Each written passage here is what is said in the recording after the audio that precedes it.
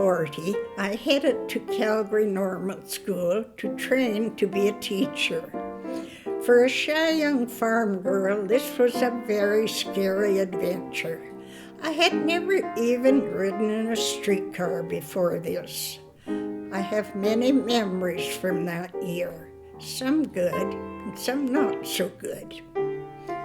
Money was very scarce, so I roomed with an old friend, Mrs. Lennox, who rented 2 rooms in a 3-story house.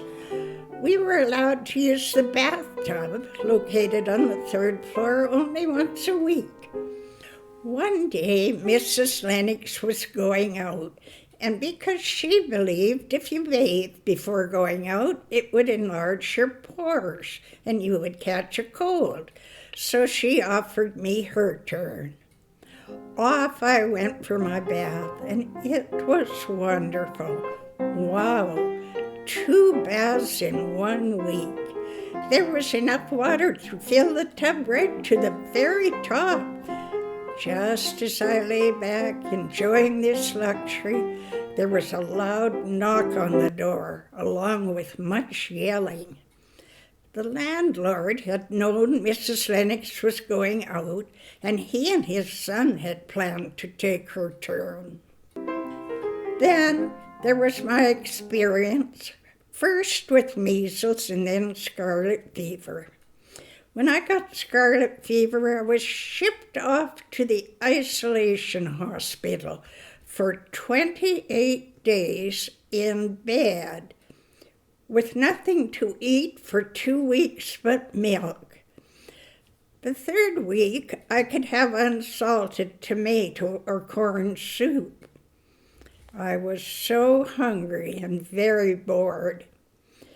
Finally, on the 4th week, I could have fish and chicken with no salt. When I was released, I immediately phoned to see if I would get my teaching certificate, as I had missed some of my final exams and my grad. It was wartime, and there was such a shortage of teachers. Maybe that helped. But anyway, I got my certificate and was licensed to teach grades 1 through 11.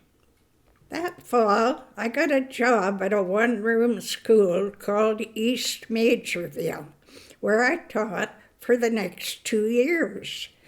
Then I was married, and when my 4 children grew up a bit, I resumed teaching, mostly subbing in Brant and Vulcan for 25 years. I guess you would say teaching was a big part of my life. My mother was a teacher, my daughter Wendy was a teacher, as are 2 of my granddaughters.